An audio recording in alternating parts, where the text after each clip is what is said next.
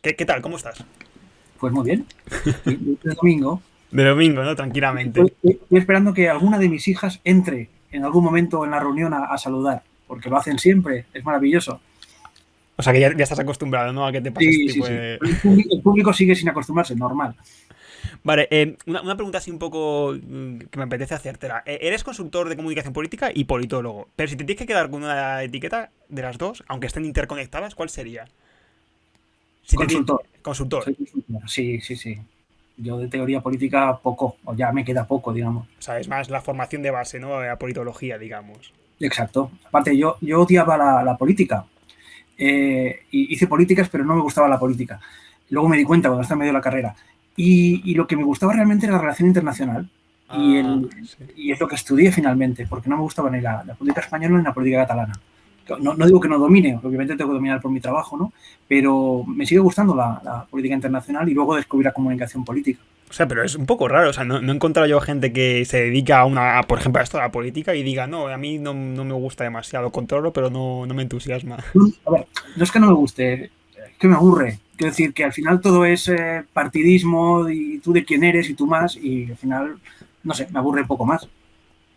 Seguramente ya muchos y muchas te conozcan, pero cuéntanos un poco qué haces y quién eres. O sea, trabajas en Ideograma, eres además codirector de Beers and Politics, que yo creo que prácticamente todo el mundo que esté un poco interesado en comunicación política sigue la página web, sigue el Twitter o las charlas que dais a veces. Pero si tienes que explicarle a alguien que no tiene ni papa de quién eres, ¿qué dirías? ¿Qué le dirías? ¿Qué haces? Joder, qué bien, buena pregunta. Pues soy acuario. Eh, a ver, yo soy politólogo, luego estudié, eh, no sé en qué estudié, sí, eh, cultura de paz y gestión de conflictos, luego estudié estructura de la Unión Europea, luego estudié comunicación y sociedad de la información. Son cosas porque no sabía qué hacer con mi vida, supongo, y no paraba de estudiar. Y aparte estudiaba idiomas y cosas así. Vamos, que nunca he sabido muy bien qué hacer con mi vida. Luego empecé a trabajar en 50.000 trabajos random para pagarme esos másters. He trabajado en ambulancias, de telefonista de Telefónica, de telefonista de ambulancias. Cuando tú llamabas histérico a la Sí, ambulancia, yo te cogía el teléfono. eras tú, ¿no? Bueno, uno de ellos, sí, sí. Luego trabajé de secretario de dirección, de traductor, y acabé trabajando en la UOC, en la universidad, ¿de acuerdo? Pero en comunicación. Empecé en gerencia y acabé en comunicación. Y cuando estaba en comunicación me di cuenta que, hostia, la comunicación me gustaba. Y empecé mi doctorado y era sobre campañas electorales. Y cómo Internet empezaba a cambiar cómo se hacía campaña electoral en todo el mundo. Y bueno, a partir de ahí pues, generé un blog que empezó a destacar y un poquito es la historia de mi vida, ¿no? Cómo descubrí la comunicación. Pero bueno, sigo siendo acuario. El de los pocos cosas inmutables, ¿no? Sí.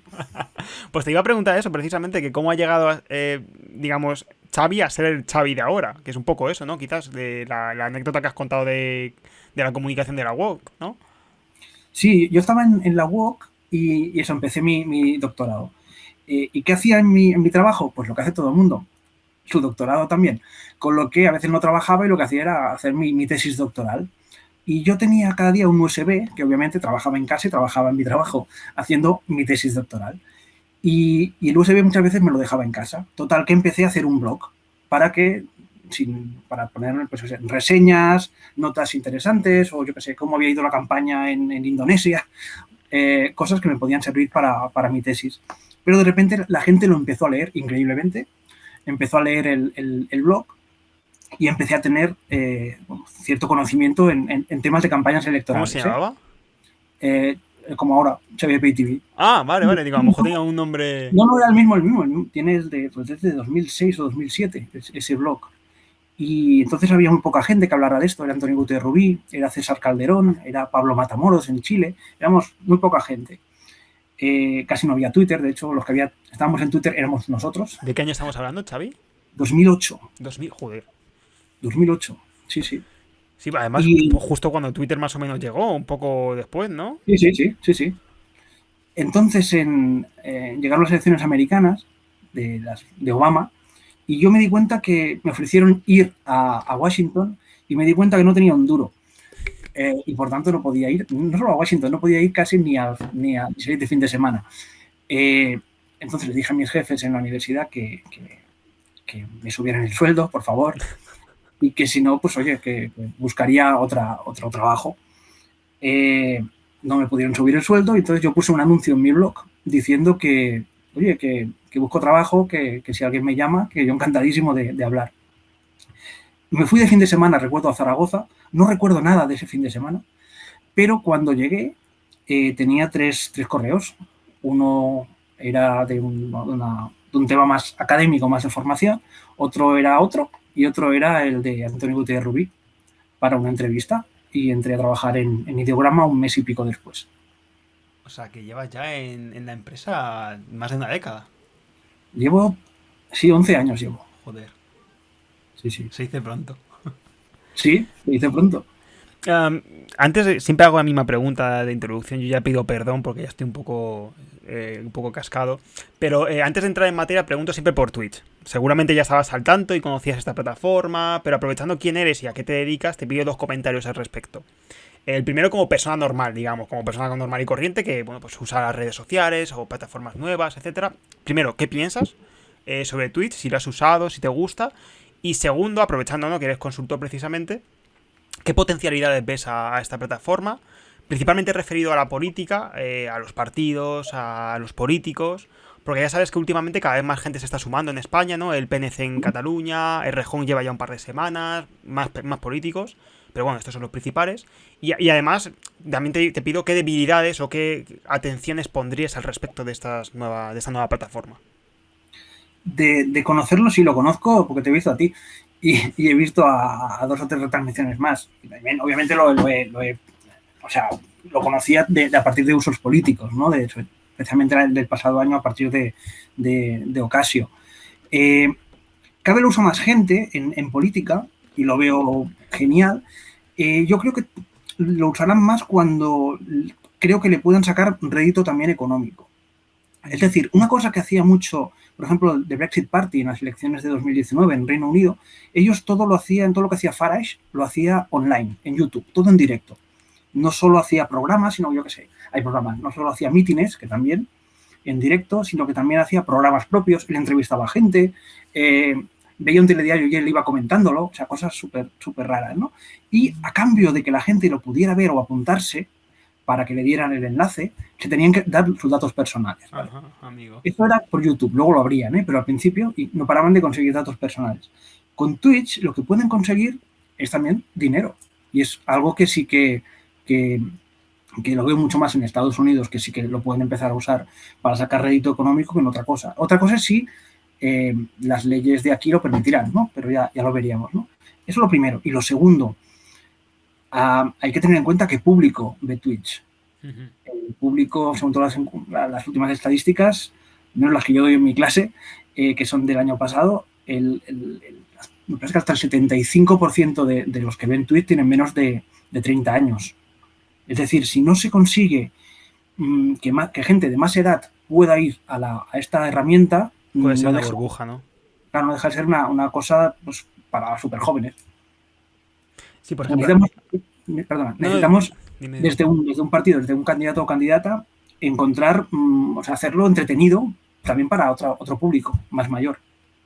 Sí, por ejemplo, aquí preguntan de si hay horas para ver tanta retransmisión. O sea, si no vamos hacia una atomización absoluta de la comunicación. Pero yo respondería rápidamente que esto ya lo vivimos, por ejemplo, con Netflix o con plataformas de streaming. O sea, esto ya lleva con nosotros mucho tiempo. O sea, al final se produce tantas cosas que no somos capaces de verlo todo. Y ahí entra ya en escena la capacidad de generar algo atractivo para que dentro de toda esta oferta, que es imposible de abarcar, tus selecciones, ¿no? Y decidas optar por uno o por otro.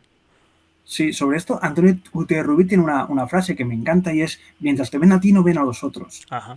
Y esto tiene que ver con lo que decía de entretenimiento, ¿no? A ver, algo que está funcionando desde 2019 es el tener tu propia televisión, y lo haces a partir de Facebook Live especialmente, pero Twitch puede ser una de estas herramientas, ¿no? De programar tus programas, yo que sé. En Japón, por ejemplo, el partido de gobierno, el de Abe, tiene sus programas específicos, se llaman Café Está, y entrevistan a gente o a humoristas, y se ríen y hacen concursos, y es político, pero generan su propio tiempo para que la gente no tan política o no tan politizada pueda ver sus programas.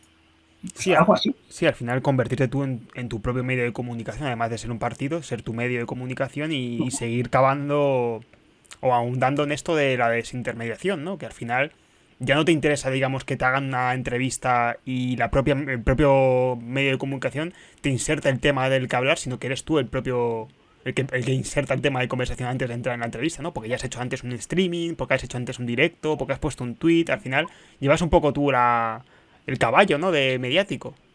Más bien, más que lo llevas tú, lo intentas. De hecho, Bueno, es muy difícil conseguir la desintermediación. O sea, lo hacía Trump en Twitter constantemente, pero era Trump. claro. Nosotros No todos pueden, claro, claro. el año pasado publicamos un capítulo del libro que escribí con Nadia Rodríguez y analizamos la desintermediación de 5 candidatos demócratas, ¿vale? Los 5 que eran más potentes entonces, ¿no? Pues Beto O'Rourke, Sanders, Biden, Kamala y no recuerdo el otro. Y analizamos de todas sus stories y posts en Instagram cuántos habían llegado a la prensa. Uno, solo Ostras. uno. De Y todos. fue, ¿perdón? De De todos, todos. sí, solo uno. Y era uno de Beto O'Rourke en un dentista. Que la gente decía que estaba loco, ¿no? Incluso había bromas que decían, por favor, si te haces una colonoscopia, no la enseñes. O sea, Ah, es verdad, es verdad, es verdad. pues Lo de la colonoscopia, la es verdad. desintermediación es muy complicada. Sí, Hay sí. que hacerlo muy bien. Sí que al O sea, final todas estas plataformas y estas nuevas redes sociales quizás son herramientas para poder, pero no tiene por qué suponer que lo consigas. Sí, sí, es lo que dices tú. ojalá, pero hay que intentarlo, obviamente. Hombre, claro, claro. Vale, entramos ya en materia, si te parece. Con una pregunta que es muy general, pero ahora me explico, ¿vale? ¿Qué es la comunicación política? Porque seguro que estarás al tanto, como en muchas disciplinas o áreas, que hay al final dos posiciones enfrentadas, ¿no? Seguramente ambas parten de premisas un poco erróneas, pero yo te las planteo para que te expliques tú ahora a continuación. Um, Hay gente que considera que la compo, la comunicación política, es prácticamente humo, ¿no? Que son fuegos de artificio en un mundo que requiere de los mismos, ¿no? Que requiere también de fuegos de artificio, donde la imagen es determinante y pesa quizás demasiado, de Uh forma -huh. peyorativa. Y la crítica va un poco por ahí. Que los comunicadores políticos son magos de la prestidigitación. Y luego hay otra que le da quizás mucha importancia a las imágenes, a la forma de decir las cosas, a la escenografía, a cómo comunicamos en definitiva. Pero que no tiene por qué disociarse la imagen del contenido. Entonces, son dos polos extremos que te pongo yo ahora encima de la mesa, así que ahora dime un poco qué es la comunicación política, cuál es la tercera vía a estos dos polos. A ver, entre negro y blanco siempre hay muchos Por grises. eso. A ver, ¿qué es la comunicación política? Qué cabrón, vaya pregunta así de repente. O sea, no pretendía ponerte en una tesitura. No, no, pero Era no. un poco para que justificaras cuál es tu visión, porque tu Vale. visión tendría que ser la buena o la que supere estas dos que te he dado como alternativa, que yo creo, como te digo, que parten de premisas un poco erróneas, ¿no? Sí, a ver, Absolutistas. la comunicación en general, no solo la política, permite ayudar, en este caso a los gobiernos o a candidatos, a explicar mejor qué quieren hacer o qué están haciendo. ¿De acuerdo? Si tú no conoces qué hace alguien, no puedes tener una opinión favorable. La puedes tener o neutra o más bien negativa. ¿De acuerdo? Para eso es la comunicación política. Y ayuda generalmente a generar percepciones. A más percepciones positivas generes, más posibilidades que en el futuro pues piensen bien de ti o incluso lleguen a votarte si son indecisos. Por ejemplo, y pongo un ejemplo súper rápido y que se puede entender fácil. En el año 2010 explotó una plataforma petrolífera en el Golfo de México, de BP, British Petroleum. Entonces, al día siguiente, el presidente, que era Obama, cogió un avión, el Air Force One, y se fue a ver el Golfo de México, ¿no? A ver qué había pasado, a hablar con la gente. La Casa Blanca solo subió 6 fotografías, solo 6. La fotografía que al día siguiente era portada era un Barack Obama sentado en el avión, dando como órdenes y la gente lo miraba, ¿no? Esa es la foto, la imagen que se envió a la prensa, que se publicó en redes y que al día siguiente era portada, ¿de acuerdo? De las 6 fotos, esa era pues la mejor, ¿no? Pero las 6 más o menos generaban la misma percepción. Era una percepción de liderazgo. La número 7, que jamás subieron en ningún sitio y escondieron, era un Obama bajando del Air Force One al volver, solo, de noche, todo vacío, estaba él bajando el helicóptero. Esa foto no la subieron en ningún sitio. ¿Por qué? Porque denota soledad, denota no sé qué hacer con mi vida y genera la percepción de, hostia, por Dios, sácame de aquí, ¿vale? Eso es lo que hace la comunicación política.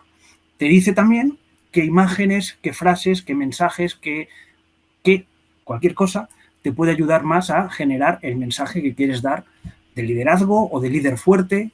Y vuelvo a lo de las imágenes, ¿no? ¿Por qué todas las fotos de Putin está semidesnudo y parece un macho alfa? Coño, pues porque en todas las encuestas de Rusia dicen que quiere un presidente fuerte. Ese es el trabajo de un consultor o de una consultora. Ayudar a mejorar el mensaje del gobierno, del candidato o la candidata. A brillantar, digamos, ¿no? O sea, el diamante ya está ahí, pero la comunicación quizás lo que sirve es que brille más, ¿no? Quitar un poco la roña.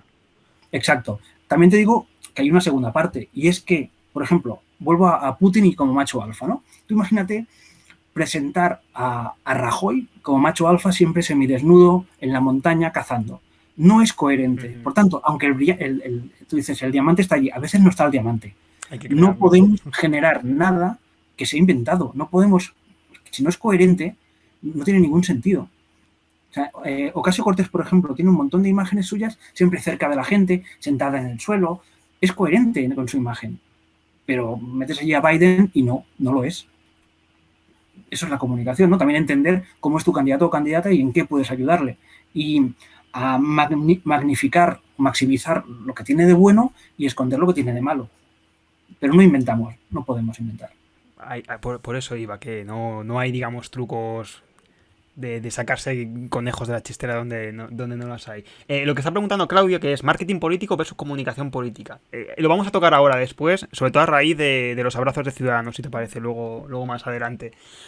¿Crees que hay comunicación política con mayúscula y comunicación política con minúscula? Es decir, ¿es lo mismo comunicar en ayuntamientos que en gobiernos nacionales? Lo digo porque quizás tendemos a menospreciar a veces la labor municipal o de ámbitos más pequeños, ¿no? La mejor comunicación es la que se hace en sitios pequeños, siempre. Y no solo para un consultor es la más divertida, es donde más se aprende. La comunicación en grandes presidenciales, nosotros hemos llevado presidenciales regionales y llevamos locales también.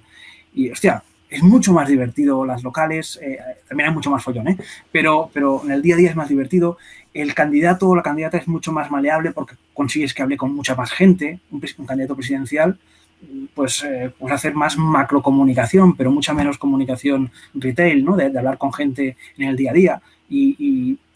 O sea, no puedes hacer una campaña presidencial si no has aprendido a hacer campañas locales, que es básico y es más divertido, de hecho. Claro, porque en lo local, digamos, tienes más margen de maniobra, puedes innovar más, ¿no? A lo mejor equivocarte no es tan grave, quizás. Y conoces a la gente. Es como conoces a la gente. Si tú empiezas de cero en una campaña presidencial, ¿a quién vas a conocer? Ya. Por encuestas conoces a la gente, o focus group, pero no conoces. No estás en el día a día, no estás en la calle. Ni la has visto, ni además al candidato o a la candidata muchas veces tampoco ha visto la calle. Sí, claro, que siempre hablamos, ¿no? De grandes ejemplos, de grandes presidentes, de grandes países. Pero claro, al final es lo que dices tú, ¿no? Si quieres empezar y aprender y mamar bien de lo que es la comunicación política, quizás hay que empezar en ámbitos locales, que en primera instancia quizás es un poco más aburrido, pero es donde realmente te empapas de información, ¿no? Sí, repito, no, es más divertido. Yo siempre me divierto mucho más. Es mucho más divertido. Si puedes elegir, ¿no? Tú prefieres, si te dan para elegir dos campañas electorales, tú prefieres un poco más en la municipal. No es lo mismo trabajar en una presidencial que trabajar en una local, obviamente, claro. Pero me has preguntado si es más divertido. Yo te he dicho lo que es más divertido. Y a raíz de esto, precisamente, ¿no? ¿Tú crees que hay más razón o corazón en la política actual, en la comunicación política actual? Porque quizás la realidad no es tan simple, ¿no? Y ambas están interconectadas. Pero esto ha sido un poco siempre así, ¿no? Siempre ha habido un poco de corazón y un poco de razón. Hoy quizás con las TIC, ¿no? Con todas con las redes sociales, las nuevas tecnologías, todos estos cambios, ¿tú crees que este dúo ha cambiado? Que quizás más afecta más o pesa más la pasión o el corazón que la razón a la hora de votar, a la hora de comunicar. Yo creo que sí, que ha aumentado la emocionalidad a la hora de hacer comunicación política y hacer campaña electoral, ¿no? De hecho, iba a decir antiguamente, ¿no? Hace 2000 y pico años, Platón decía que en una sociedad que tuviera filósofos en el gobierno no necesitaría gobierno, ¿no? Porque estaría regida por el logos. Pero luego añadía inmediatamente, pero ni de coña, bueno, no decía esto, pero decía, pero no puede ser porque el alma es emocionalidad, ¿no? Son las pasiones, los deseos, los afectos. Esto es lo que hace que la gente decida y apoye a un candidato o a una candidata. La emocionalidad ha aumentado y no es que haya, de repente la gente sea menos racional, sino que sí que ha aumentado la indecisión en todas las campañas del mundo, ha aumentado la polarización, ha aumentado la desafección política, y todo esto son emociones, no dejan de ser emociones.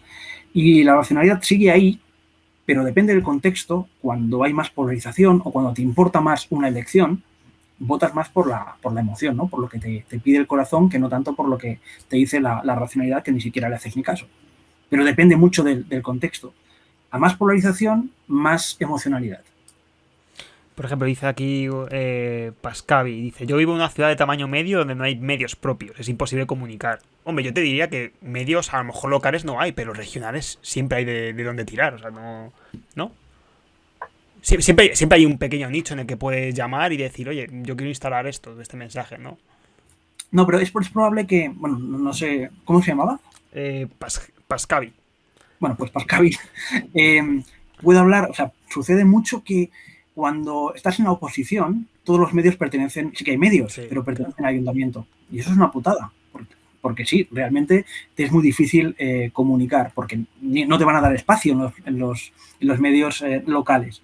Puedes buscar, como tú dices, ¿no? Buscar algo más regional o algo más si es autonómico, ¿no? Si está hablando de España. O otra opción es buscar presupuesto donde sea y generar tú tu propio medio. Y a lo mejor, pues, o sea, en catalán es embustear, buzonear, y Ajá. buzonear tú en algunos determinados territorios o barrios o calles, o generar, yo qué sé, pues una revista cada 3 meses y enviarla a todos sitios. Se puede hacer esto, es lo que hacemos para intentar evitar esto. Y obviamente también está Facebook y redes sociales, Eso te iba a ¿no? Oye, decir, que hoy en día pues, te puedes crear un blog o puedes crearte una página web de Facebook y empezar a colar ahí ¿no? Lo que te interese. sí, bueno, yo ya hablo directamente de publicidad segmentada. Oye, pues, También. si en este municipio de 10.000 habitantes o 20.000, ¿cuánto me costaría una semana de un contenido publicitado ahí? Pues a lo mejor costaría 23 euros. Pues, oye, Sí. pues a lo mejor Te me sale merece a la cuenta. pena. Ujú. Sí, Pero sí, es complicado, es complicado. Depende también siempre del contexto. Quiero decir que estoy aquí hablando, No, no tengo no. ni idea de Sí. dónde habla, pero Y precisamente hablando del contexto, ¿no? Cuando estábamos hablando de la emocionalidad, de la pasión, de la razón y todo esto, decía aquí un Ampelio, decía, incluso post pandemia, yo creo que incluso más ahora, ¿no? Lo que dices tú de la polarización. sí, es probable que después de la pandemia sea Sí, más sí. que nada porque la gente está más cabreada y porque cada vez la gente se va a estar más cabreada, porque ahora estamos, entre comillas, con la crisis sanitaria y económica, entre comillas, entrando, pero no ha entrado del todo. Cuando, por suerte, esperemos, se termina la sanitaria, viene la gorda, que es la económica, que es la que te hace salir de casa y dices, bueno, ¿y ahora qué hago? Porque a lo mejor no tengo trabajo, o a lo mejor se han acabado los ERTES, o a lo mejor X. Y Sí. ahora vengo la gorda. Porque Ahora, ahora cuando la crisis sea más bestia, es cuando realmente la polarización se incrementa y es también cuando el populismo tiene su máxima posibilidad de crecimiento. cuando Y juega en eso es casa. muy, muy casa, sí. Muy de local juega. Estábamos hablando antes de las tecnologías, siguiendo este pequeño ejemplo, ¿no? Que he puesto antes de la dupla esta entre emocionalidad y razón. No damos quizás demasiada importancia a lo que pasa en Twitter, por ejemplo, pero en las redes sociales en general. Lo digo porque tú sostienes, ahora hablamos de tus libros y tal, tú sostienes que en última instancia el mundo offline y el mundo online están como inconectados, ¿no? O sea, lo que pasa en uno repercute en el otro y viceversa. Ujú. Que no podemos desdeñar, digamos, lo que pasa en redes porque acaba repercutiendo en última instancia en la sociedad. Pero yo, sin embargo, muchas veces veo polémicas extravagantes en Twitter y soy el primero que dice, relajaos, que esto pasa en una pequeña burbuja y esto no se va a enterar mis padres, no se van a enterar mis abuelos. Pero entiendo que algo al final cuela en la sociedad. ¿Qué piensas sobre esto? Yo creo que es justo al revés que lo habías comentado tú. Es decir, lo de mi teoría, entre comillas, de las campañas conectadas van de eso, de campaña electoral. Yo no puedo hacer campaña en la calle si no genero contenidos para enviar a la red. Es decir, imagínate que mi candidata es la hostia hablando en el tú a tú, ¿no? Con la gente. Y genera un montón de memorabilidad y de buen rollo con la gente a la que conoce, ¿no? Pues mira, la llevo una mañana aquí a mi barrio, a Gracia, ¿vale? Y habla con 20 personas. Son 20 personas que la recordarán con cariño, que si son indecisas es probable que la voten, que hablarán muy bien de ella, ¿vale? Pero son 20. Si yo genero, además de estas 20 personas en la calle, pues, oye, imágenes de ella saludando a gente, un pequeño vídeo o un testimonial de alguien hablando de ella y lo subo a redes, oye, pues a lo mejor lo vean 200 o 300 personas más. Eso es una campaña conectada, ¿de acuerdo? Y al revés, tú imagínate que mi candidata es cojonuda en redes, ¿no? Es súper moderna, tiene su Twitch, bueno, es buenísima y habla con un montón de gente online. Muy bien, oye, pues perfecto, pero si no bajas a la calle, ¿de qué me va a servir? Es decir, necesito que montes reuniones o consigas que esta gente que te apoya en redes establezca conversaciones en sus casas o con sus amigos en los bares para que te voten a ti, que te ayuden en campaña. Si no, me da igual. Eso es una campaña conectada. A partir de aquí, el otro tema. El 13% de la gente en España está en Twitter. 13%. Y en Twitter está sobre todo la gente más politizada.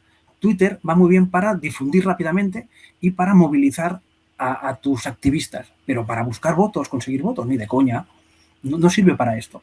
Hay otras redes que pueden servir un poquito mejor, por ejemplo Facebook, pero también dependiendo de cuál es tu público objetivo. Si yo soy el Partido Popular, Facebook es mi red social, porque mi público objetivo suele ser más mayor y está en Facebook. Si yo busco un público mucho más joven, oye, pues a lo mejor Facebook no lo usaré, pero sí que puedo usar el algoritmo de Facebook para publicitarme en Instagram con la segmentación de Facebook. O sea, eso. Y sí, obviamente, para hacer campaña, repito, Twitter no es para conseguir votos, Twitter es para activistas. Para movilizar y colar mensajes que te interesen, ¿no? Quizás. Sí, a prensa, especialmente a prensa y mostrar fortaleza, pero no sirve de nada Twitter. Sí. A mí, por ejemplo, esto me llama mucho la atención porque yo no me acuerdo cómo se hacía antes, pero a mí me sorprende cada vez que pongo la tele. Yo veo muy poco la tele, pero cada vez que la pongo, como que muchas veces los mensajes de autoridad o los legítimos de los políticos los sacan de propios tweets, los medios de comunicación. ¿No? Se ha pronunciado el político no sé quién sobre la polémica no sé cuál y sacan un tweet y es como, joder, ¿desde cuándo se ha convertido Twitter o las redes sociales en una fuente digamos, de autoridad o de legitimidad de lo que piense un partido o un candidato? Especialmente después de Trump. Porque claro. Toda la prensa estadounidense empezó a sacarlo y, oye, pues conseguí información sin que Trump les concediera entrevistas, pues exactamente lo mismo. Pero la televisión sigue siendo importantísimo, especialmente en España, a la hora de generar opinión pública. ¿Que cada nueva generación se informa menos por televisión y mucho más por redes? Sí, pero sí, la mayoría sigue siendo por televisión. Es decir, a ver, ¿cómo lo decíamos? Mira, justo, perdona que te interrumpa, Xavi, justo con lo que acabas de decir, el otro día estuve hablando con Pablo Simón y me decía que los jóvenes, creo que entendí, menores de 35 años, casi la mitad de los jóvenes españoles ya se informa única y exclusivamente a través de redes sociales, más que los medios de comunicación tradicional. Ya sí, era como un dato para... Sí, pero fíjate, se informan muy bien. ¿Pero de dónde sacan estos datos? Pues son de mensajes enlaces de medios de comunicación tradicionales, clips de vídeo en televisión, que luego pasan a redes. O sea, sigue siendo el mainstream, sigue siendo los medios de comunicación tradicionales. Y aquí dicen, es la frase típica de que si Twitter fuera un reflejo de la realidad, en España gobernaría Izquierda Unida. Bueno, esto a lo mejor antes, ahora ya... Ahora no. Bueno, ahora ya yo creo que no, ¿eh? Ahora no, pero hace unos años, en 2016, segurísimo. Sí, 2015-2016, segurísimo. Esto es un poco curiosidad mía, que no me dedico a la comunicación. ¿Hasta qué punto está todo medido en la comunicación? Los brazos, el tono de la voz, las posturas, la escenografía... por ejemplo, hace poco vi en Twitter los guiños que tiene Macron con el paraguas, ¿no? Que además que es muy típico de Macron, ¿no? Cuando está lloviendo, sostener un paraguas o no sostenerlo. Puede que a veces los libros o las series nos introduzcan un poco a pensar que todo está milimétricamente medido, pero ¿es así, Xavi? En el día a día, muchísimo menos de lo que pensamos. En la teoría sí, está todo súper medido. Es decir, a posteriori todo lo medimos. Oye, ha hecho esto porque querría simbolizar no sé qué. Pero en el día a día es más complicado. A ver, y también depende del político. Hay políticos que lo pillan muy rápido y incluso tiene un sexto sentido para hacer cosas sabiendo cómo va a salir en fotografías, y hay políticos que no. Y me da igual si es un municipio o si es una presidencia. Depende de la formación, depende también de cómo el consultor o la consultora le ha formado, porque obviamente nosotros también tenemos que formar. Pero practicando se consiguen muchas cosas. Y el tono de voz, por ejemplo, se practica. La sonrisa se practica. Obama decía siempre al final, cuando ya terminó hablamos de 2000. Obama no sabía sonreír, decía él, ¿no? Sí, no lo sabía. Hasta que en 2007 le enseñaron. Y de hecho hay vídeos, ¿no? Sonriendo porque no lo sabía. Pero vamos más allá. El tono de la voz tiene que ser grave si queremos generar la percepción del liderazgo. Es grave. Por tanto, los líderes que no tienen la voz grave, muchos se entrenan. Margaret Thatcher se entrenó. ¿Qué le pasaba a Thatcher? Tenía una voz muy aguda. Y claro, para una dama de hierro no era su voz, ¿no? Entonces, voz aguda y dama de hierro no van muy bien. Pero Tony Blair entrenó su acento para no parecer pijo, tan sí, pijo. Sí. Claro, o sea, todo se entrena. Hay que entrenar, yo qué sé, pues para hablar de 125 a 150 palabras por minuto. Todo se puede entrenar. De hecho, bueno, yo he hecho entrenos a algún político. Sí, pero, vuelvo a lo mismo de antes. Si no sale natural, se puede ayudar a entrenar, pero no se puede inventar nada. Es decir, si no es coherente, se nota. Sí, al final, porque vosotros digamos que prescribís cosas, pero una cosa es prescribir y enseñar, como dices, y otra cosa es que diariamente el político o la política de turno lo aplique. Es muy difícil al final, ¿no? No hace falta, muchas veces no hace falta tampoco. Tengo una dicción maravillosa y hablo como si hubiera nacido en Ávila y ya no tengo acento de Girona. Oye, pues igual da igual. Es tu acento, ¿qué le vamos a hacer? No hay ningún problema. Habremos, lo has nombrado antes, que a mí me parece un fenómeno súper interesante, la segmentación. A mí este fenómeno me apasiona como herramienta de estudio, porque hoy los partidos, con nuestros datos, y también las empresas, ojo, pero bueno, ya que estamos hablando de política, hablemos de partidos. Saben, por ejemplo, pues qué comida, música o ropa se consume en cada calle, en cada barrio, mayoritariamente. Y esos datos de por sí, quizás solos no dicen mucho, ¿no? Pero quizás una persona que come, porque quizás una persona que come comida basura, pues no tiene por qué venir de un estrato de clase baja, a lo mejor le gusta y ya está. Pero si unes muchos datos, ¿no? Si unimos comer comida basura con comprar ropa en grandes almacenes, con escuchar la Polla Récord, quizás podemos generar un pseudo retrato robot, ¿no? De como votante.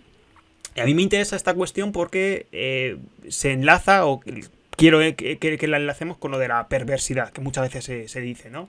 Como un candidato puede ir a un barrio donde, independientemente del nivel de criminalidad, la gente está muy preocupada por la criminalidad, y entonces el candidato va y dice: si salgo elegido, de la delincuencia se acaba. Ir a otro barrio y decir lo contrario. Pero claro, y es esto de la perversidad, ¿no? De quizás con esta segmentación se está llevando al paroxismo, ¿no? Esto de mentir en campaña o decir una cosa y la otra sin despeinarse. Sí, pero eso no es segmentación, ¿eh? ¿El qué?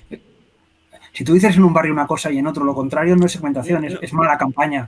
Claro, pero digo que la segmentación te permite saber en qué barrio, pues qué datos hay en un barrio de la gente de un barrio, ¿no? De una ciudad, ¿no? Sí. ¿Qué plataforma de streaming consume determinado tipo de población? Y luego esos datos te permiten, digamos, adaptar tu mensaje, ¿no? Sí. Entonces, por eso digo, esto realmente ya ocurría antes de la segmentación como la conocemos hoy en día. Quizás hoy la moderna nos permite rizar el rizo un poco más. Entonces, ¿qué opinas sobre esto? A ver, todo lo que te permita conocer mejor a la ciudadanía es bueno. Yo no hablo solo de campañas, también para políticas públicas. Es decir, más conozca lo que le preocupa a la gente, más puedo pensar en qué le puedo proponer como idea para mejorar su cotidianidad, su vida en su día a día, ¿no?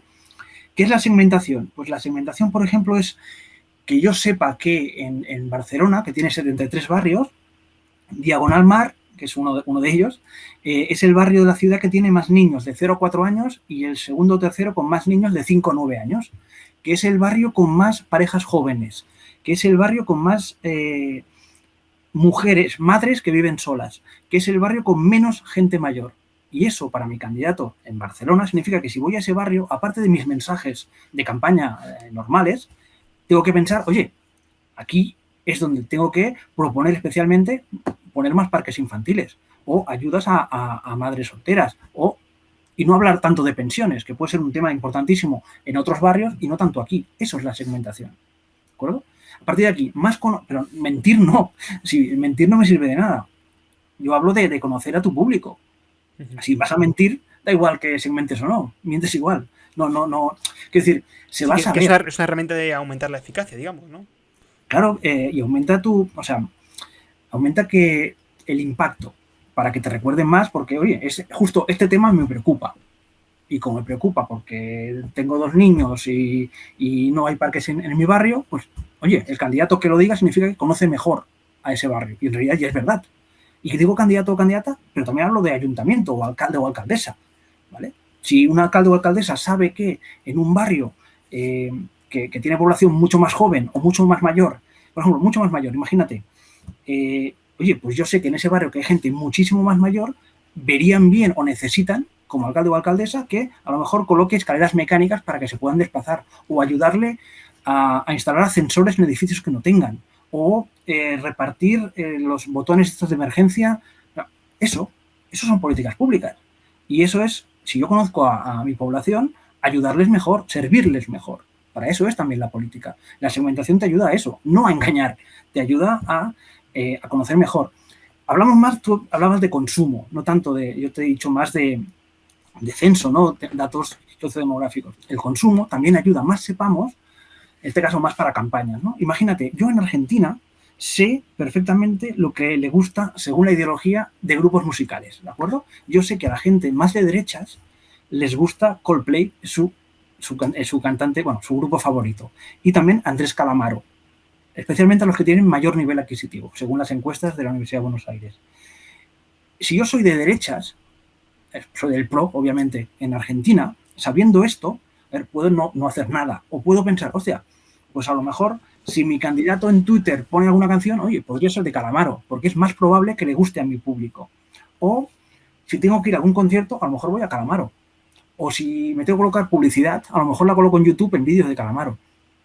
Eso es segmentación electoral, ¿vale? Es la diferencia. Pero todo tiene que ser a favor para ayudarte a dar el mensaje al público adecuado en el momento adecuado, no para mentirle.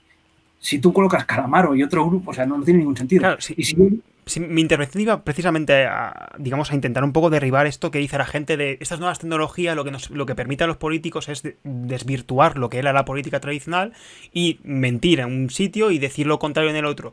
Y te lo decía precisamente a colación de lo que estás explicando, ¿no? De que no se mantienen los discursos de este tipo. Es decir, si tú usas la herramienta de la segmentación para decir A y luego decir Z a 2 metros, estás muerto. Claro, estás muerto. O sea, incurres en una contradicción absoluta, ¿no? Sí, claro, te van a machacar.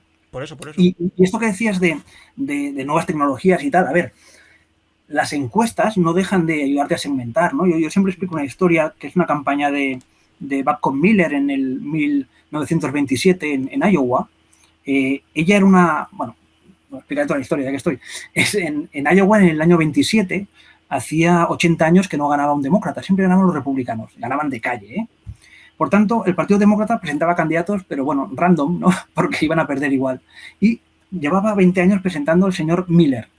El señor Miller, que siempre perdía también de mucho, murió en el año 27 y había elecciones al secretario de Estado. Y el partido, en honor al señor Miller, presentó a su mujer. Su mujer hablaba muy bien, era sufragista, pero claro, no tenía mucha idea de política, ¿no? Y lo que hizo fue pedirle ayuda a su yerno.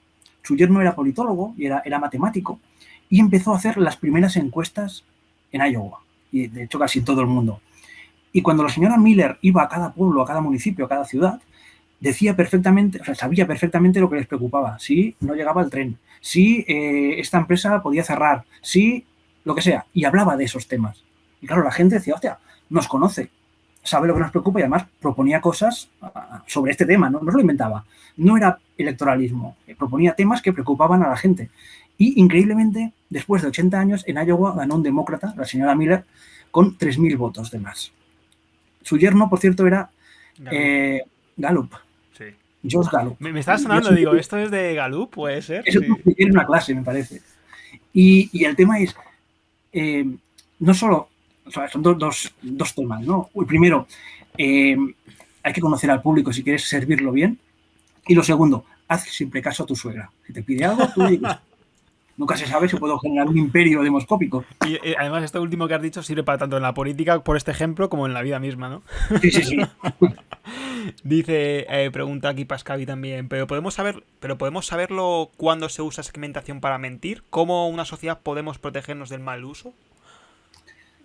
A ver, ¿cómo? A ver, si yo digo que hay que, yo qué sé, ayudar a las madres solteras en el barrio A y hay que no ayudarlas en el barrio B, se va a saber. Y por tanto, yo sé que no es segmentación electoral, sino mero electoralismo y que es mentira. O sea, a ver, en comunicación política, como en tantas cosas, el sentido común es lo que es la base de todo. Hay que tener sentido común. Una cosa es conocer a la gente para poder ayudarla o servirla mejor o dar propuestas que recuerden mucho más. Otra cosa es inventarse lo que vamos a hacer. ¿Y quién o quiénes son los que... A ver, estoy usando una expresión un poco genérica, pero ¿quiénes son los que mejor comunican o ejecutan la comunicación política en España? Porque yo supongo, y ahora te dejo que te explayes, pero yo supongo que aquí dependerá enormemente del objetivo que se busque, del electorado fiel o potencial que cada uno tenga, ¿no? Porque quizás a Casado no le venga bien hacer mítines en círculos o llevar jerseys y no camisas, porque quizás no le interesa ese tipo de público, ¿no? Gente joven es enfadada, mientras que a otros partidos sí, ¿no? ¿Qué opinas un poco sobre esto? A ver, hay que hacer la campaña conforme antes lo que hemos comentado. Conforme los ingredientes que tengas, ¿no? Bueno, lo que tú sepas hacer y lo que sea tu público. Y aún así, es decir, puedes hacer la mejor campaña del planeta y perder tranquilamente. Porque el contexto, porque lo que sea, pues te hace que pierdas, ¿no? O sea, nosotros hemos trabajado en alguna campaña presidencial donde nuestro candidato era cojonudo, era el mejor, de lejos. Pero el expresidente era de su partido y todo el mundo lo odiaba. Por tanto, aunque te presentes, bueno, de hecho se presentó, y no fue bien. Es decir, tú puedes hacer la mejor campaña, tener al mejor político, me da igual. Dependerá de muchas cosas. Y también depende del consultor o la consultora, pues saber cómo jugar tus cartas y cómo intentar ganar. Pero lo más importante es conocer a tu público. Lo que decías ahora, ¿no? Casado no hace 360 y círculos y tal, claro, porque su público no tiene esta característica, ¿no? Pero hará otras cosas. Es decir, no te puedo decir, Casado lo hace mejor que otros porque el tema es saber cómo es tu gente e intentar generar comunicación política a partir de esto. Pues mira, la siguiente pregunta que te iba a hacer, yo creo que más o menos ya la has tocado ahora mismo. ¿Cuál es el candidato para ti mejor? O sea, ¿cómo sería el candidato? Si lo pudieras sacar de una probeta, ¿cuál sería el candidato? No presidente o primer ministro, sino características puras de candidato, aspirante a... ¿Cómo sería, digamos, si tú pudieras? Digamos, ¿qué características o elementos tendría que tener? ¿En qué sería...? Yo creo que... A ver, es que intento todo el rato esquivar esta pregunta, pero no lo consigo. Así que voy a responderla directamente, ¿vale? A ver, en la situación actual, creo que lo que la gente está demandando es alguien mucho más empático que gestor público, que líder fuerte, que X, ¿de acuerdo? En este sentido, Jacinda Ardern, por ejemplo, podría ser un buen ejemplo. En estos momentos, de aquí 6 meses, igual te digo otra cosa. Es decir, la importancia es la coherencia. Si tú eres una líder empática, como en este caso de Ardern, ella lo es porque es Mette Frederiksen en Dinamarca, que también me está gustando mucho, como de hecho siempre recomiendo su Instagram, ¿no? Porque es súper humanizador, ¿no? Salen fotos con niños, cosas sencillitas, ¿no? Es la coherencia. Es decir, yo no puedo hacer que un político parezca empático o humano, entre comillas, si no lo es. Puedes hacer la mejor comunicación del mundo, pero es que no va a colar. Y necesitamos líderes que sean coherentes. Y en este caso, yo creo que necesitamos líderes más empáticos y no es tan fácil conseguirlos. Y quizás, justo por lo que acabas de decir, quizás Italia es un poco la excepción. Ya sí que sabremos un poco de Italia. Por Draghi, o sea, estoy pensando principalmente en Draghi. Quizás sí que es una persona coherente con su pasado y con su presente político y económico principal. Draghi es... Pero no tiene mucha pinta de ser un político cercano, empático, ¿no? ¿O sí? No, pero no lo buscan en Italia. En Italia buscan justo el tecnócrata, ¿no? Yo recuerdo, mi último año en la facultad fue en Florencia Y mi primer día de clase, yo estudié, bueno, yo decidí qué asignaturas iba a hacer y hice Historia de África, Historia de Oriente Medio y Sistema Político Italiano. Y empecé con esta última, ¿no? Fue mi primera clase en Florencia fue el Sistema Político Italiano. Tú fuiste con drogadura, Xavi. A muerte, a muerte. Y la primera frase que me dijeron, que dijo el profesor, que era el decano de la facultad además, dijo, l'Italia es un casino. Italia es una casa de putas, vamos. Y lo es. Es decir, llevan 66 presidentes en 50 años, me parece. O sea, es una bestialidad. Sus presidentes duran un año de media, un año y 2 meses de media. A partir de aquí, Draghi es el tercer presidente tecnócrata que han tenido, ¿no? Tuvieron el último fue, bueno, el cuarto, perdona. Tuvieron a Dini, creo que a Ciampi en 2002 o 2003 y a Monti en 2013. Y este es otro. Y en Italia sucede que cuando no saben qué hacer porque la polarización es tal que el follón es enorme, entonces buscan a alguien de fuera, entre comillas, conocido. Y este es Draghi. Pero no es simpático, no. Sencillamente necesitan a alguien que sea gestor y que sea alejado un poco de los partidos políticos italianos. Sí, por eso está Draghi. un poco cuando se llega a un casino increíble en el que ya nadie puede solucionar lo que dices tú, ¿no? Llamamos a un tercero que ponga un poco las cosas en orden, por favor, que ya estamos cansados. Sí, también tiene que ver con el sistema político italiano, donde el presidente tiene mucho poder. Es como si aquí el rey, imagínate, está todo súper polarizado y el rey tiene que decidir. Claro, aquí en España, con la constitución actual no se puede, con anteriores sí. El rey decidía quién colocaba y podía colocar a un técnico. En Italia sí que puede, y por eso cuando Mattarella está ya hasta los huevos, perdón, sí, igual. Sí, aquí no es una televisión esto. Cuando Mattarella está harto, pues entonces dice, hostia, pues tecnócrata. Que suele durar, ya te aviso, si todo le va muy bien, durará 1 año y 2 meses. Sí, total. Además, se está hablando ya de eso, ¿no? De elecciones en 2022. Este año metemos a Draghi, que coja el dinero de Europa, que tranquilice un poco las cosas y en 2022 volvemos a votar o volvemos a cambiar de presidente. A matarnos, sí. Y de hecho, bueno, están todos de acuerdo. El único error que creo que a lo mejor cometen es dejar sola a Meloni.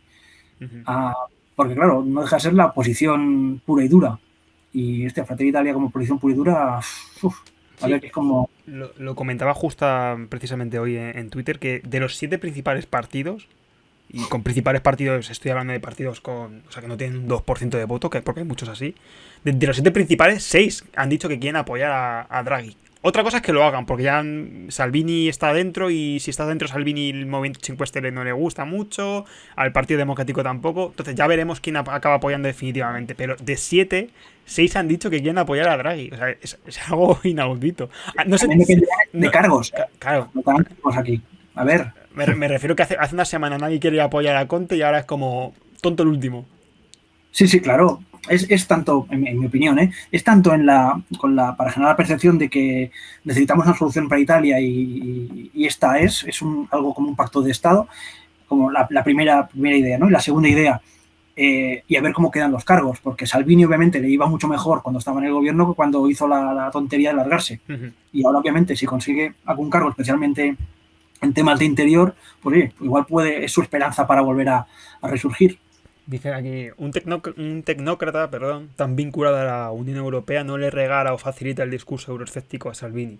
Yo aquí, ahora te dejo contestar a ti, pero yo aquí diría que es que Salvini ya no es euroescéptico. O sea, Salvini se ha convertido radicalmente a una Europa distinta. O sea, no le gusta la Europa actual, pero ya esto del basta euro y vámonos de aquí, ya no es. O sea que, bueno.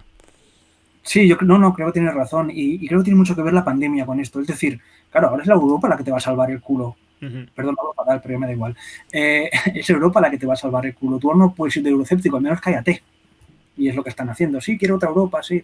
Pues sí, aparte que Salvini es populista de derechas y el populismo de derechas no le cuesta mucho cambiar de mensaje. Es decir, lo va adaptando y es decir, recordemos que sí, de hecho, es justo lo que dices tú. Al principio de la pandemia, Salvini decía, cerremos el país, luego abramos el país, luego Europa sí, luego Europa no, ¿sabes? Como que incurre mucho en la contradicción constante. Y vayamos un poquito más atrás, que Salvini, la Lega era nativista, es decir, el enemigo es el sur, la gente vaga, la gente tal. Cuando necesitó los votos del sur, no, los enemigos de fuera, inmigrantes, no sé qué. Pueden cambiar tranquilamente, no les cuesta cambiar y siempre encontrar una explicación de por qué han cambiado de opinión. Lo has comentado antes, pero expláyate un poco si puedes. ¿Qué son las campañas conectadas, Xavi? Porque tienes precisamente un libro que yo creo que es el más interesante de los dos últimos que tienes. Desde un punto de vista de comunicación política, yo creo que es el más, Sí, el más claro, de interesante. comunicación política. El Claro, otro no tanto. ahora hablamos del otro porque a mí es el que más, principalmente, personalmente, el que más me llamó la atención. Pero ¿qué son las campañas conectadas? Y te doy dos datos porque recuerdo, si no me perdonas, pero creo que justamente hablas de ello en el libro, sobre cómo la gente cada vez tarda más en decidir el voto, ¿no? Y te doy un dato que lo tengo aquí apuntado. En la preelectoral del CIS de Cataluña, un 48,7% de los catalanes y catalanas dicen que deciden su voto desde que comienza la campaña electoral hasta el mismo día de las elecciones. Y concretamente un 7,4%, que no es una cifra pequeña que se diga, decide el voto el mismo día de los comicios. Ujú. Sí, Entonces, en las hablas generales de de esto en el libro, ¿verdad? sí, hablo de eso también. En las generales de 2019 era el 18% quien decidió el último día, Joder. para que veas. Sí, sí. La indecisión aumenta en todo el mundo, antes también lo he comentado, ¿no? Y cuando hay, o sea, a más polarización, menos indecisión. Mira los Estados Unidos, por ejemplo. Estados Unidos, todo el mundo fue a votar. Incluso en medio de la pandemia. En 2017 en Cataluña todo el mundo fue a votar. Es cuando hay menos polarización, cuando la gente no sabe tanto qué votar. Pero no significa que la gente... O sea, a ver, la indecisión aumenta y es algo mundial, ¿de acuerdo? ¿Por qué dudamos y por qué no tenemos por qué decidir? Estamos acostumbrados a pues, cualquier cosa. Oye, pues busco en Google razones para votar o ya lo miraré en redes o ya lo pensaré. Estamos acostumbrados a no tener que decidir en el momento y eso también ayuda. Segundo, la volatilidad, que eso también es muy importante. Cómo aumenta la infidelidad de voto. Cada vez nos cuesta menos cambiar de partido. A mi padre, y lo explico en el libro, pero sí que a veces lo explico, ¿no? Tu Mi padre padre siempre ha votó, votado el mismo partido, ¿no? Hasta el sí, sí, 2000... hasta hace nada, no recuerdo, pero siempre ha Sí, votado el mismo partido, loco. menos la última que cambió.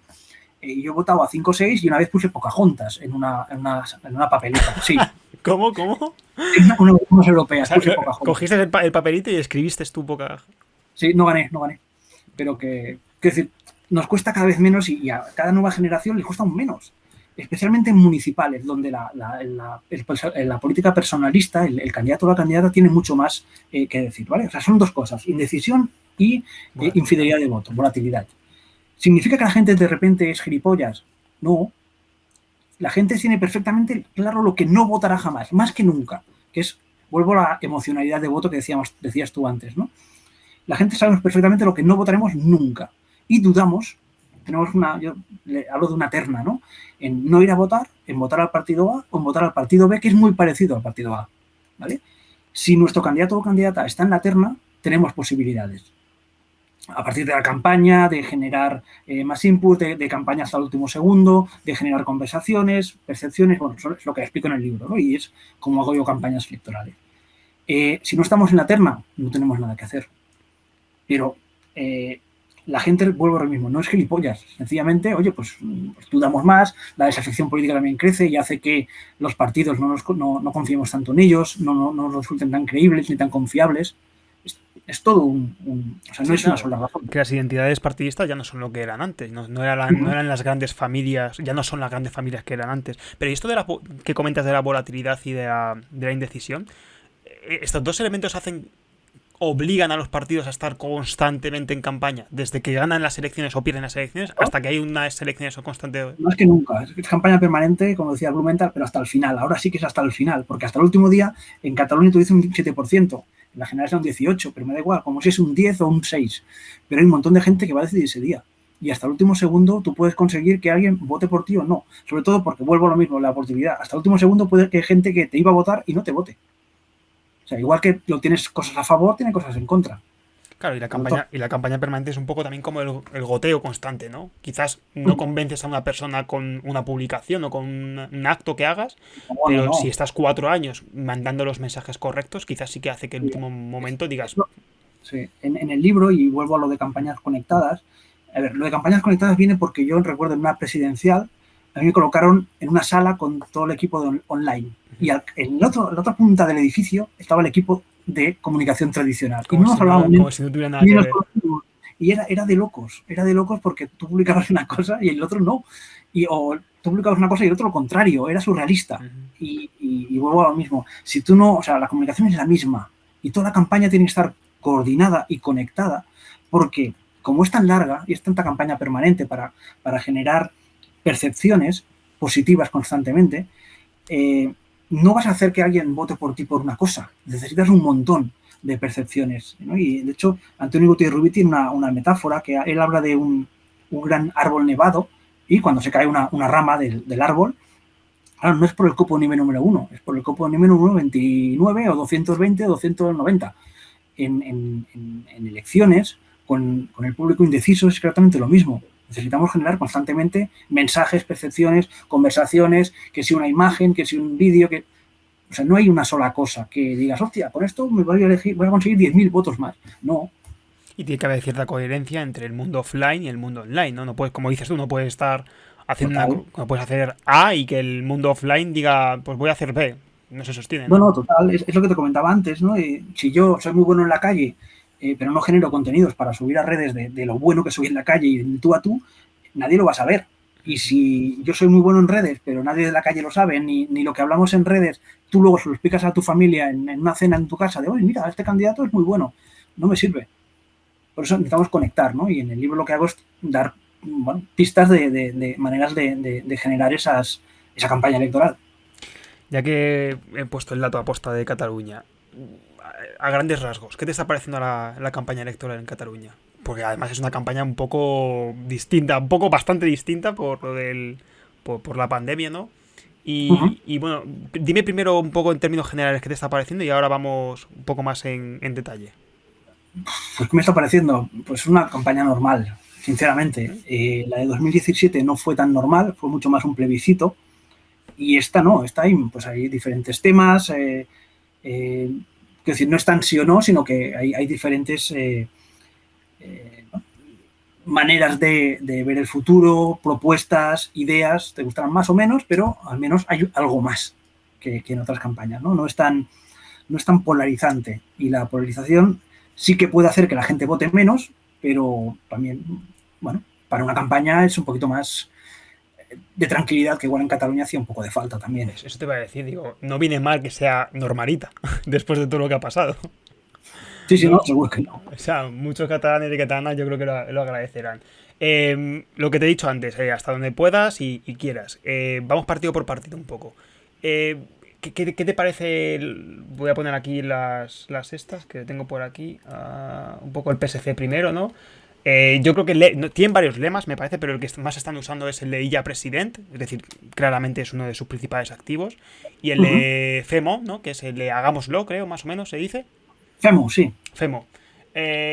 Además, yo creo que con paralelismo claro con la campaña de Sánchez, ¿no? De las generales de hace un par de años. ¿Qué te parece? No, pues me parece es un mensaje que, Illa aparece en esta campaña no solo para reforzar los resultados que ya previsiblemente iban a ser bastante buenos de Iseta, sino para dar un paso más e intentar ir a por la presidencia, ¿no? Que es la gran novedad que no se esperaba en esta campaña. En Cataluña hay una especie de grieta, ¿no? Independentistas y no independentistas. Y según los últimos estudios del CEO y de la última encuesta preelectoral, el otro día Oriol Bartumeus, que no sé si conocéis, pero deberíais conocer porque es buenísimo, hablaba de esto en un artículo, decía que solo 100.000 electores traspasarían la frontera. Es decir, solo 100.000 independentistas podrían votar a un partido no independentista y al revés. ¿De acuerdo? Es el 1,7% del censo. Es nada. Es decir, el follón está entre los dos grandes grupos, ¿no? Y el PSC lo que va es a buscar, obviamente, conseguir todo el voto posible, especialmente de Ciudadanos, que es gente que en 2017 los dejó de votar, pero que recuperar. Podrían intentar recuperar, podrían intentarlo, ya veremos si lo consiguen, pero podrían intentar o sea, el voto de Ciudadanos es el gran voto a buscar, ¿no? Primero porque solo tienen me parece que era un 28,6 o con 7% de fidelidad, sí, de fidelidad de voto, ¿no? Es decir, ¿dónde van estos votos? La mayoría vinieron ya del PSC.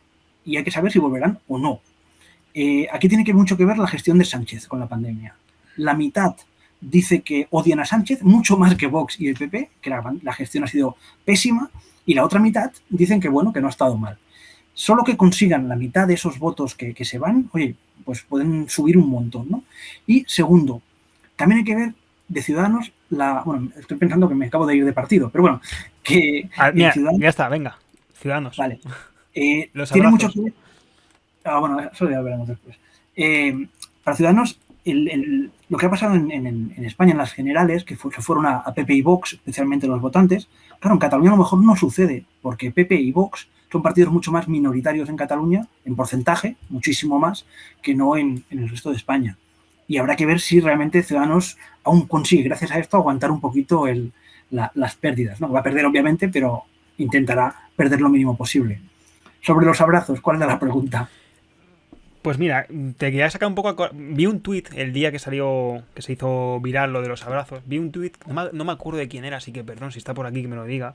Que decía algo así como: este es el problema cuando escoges a una empresa de marketing y no a una empresa de consultoría política. Entonces. Edu Bayón, ¿no? Me suena. Mira, sí, creo que fue Bayón. Me suena que fue Edu, pero bueno, sí. lo leí también. Que un poco que.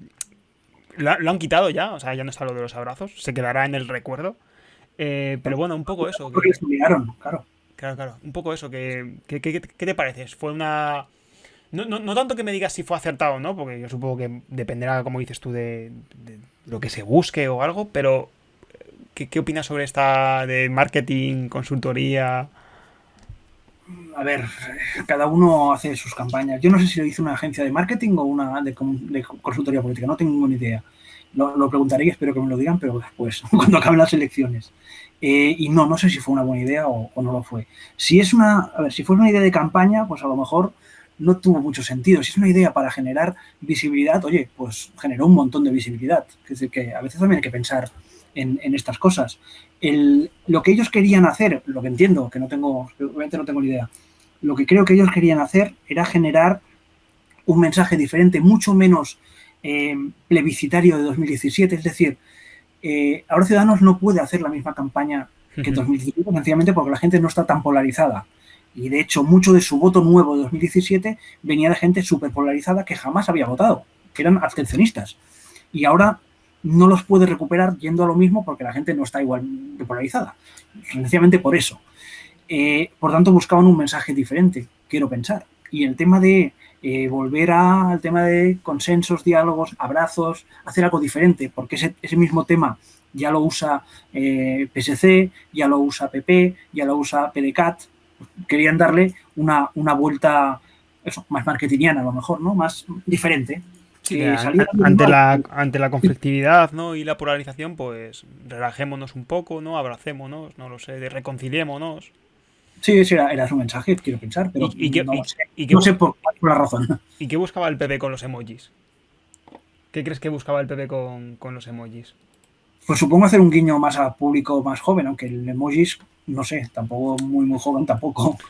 Porque estábamos hablando de esto, ¿no? De que quizás a Casado, en función de su electorado, pues no le interesa hacer determinadas cosas para un público más juvenil o más alternativo, pero ¿esto no es un poco contradictorio con lo que hemos comentado antes, quizás?